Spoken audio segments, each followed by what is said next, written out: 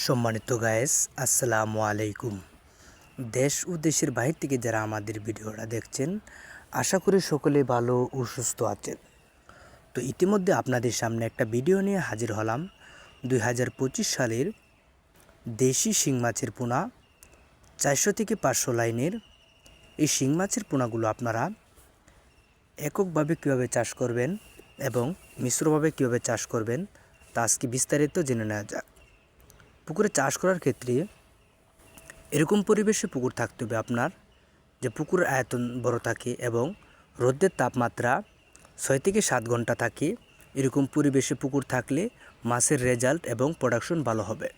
তো সম্মানিত ভিউয়ার্স, এরকম পুকুর নির্বাচন করে এই মাছের পোনাগুলো আপনারা প্রতি শতাংশে একক চাষের ক্ষেত্রে 1000 পিস করে দিতে পারবেন।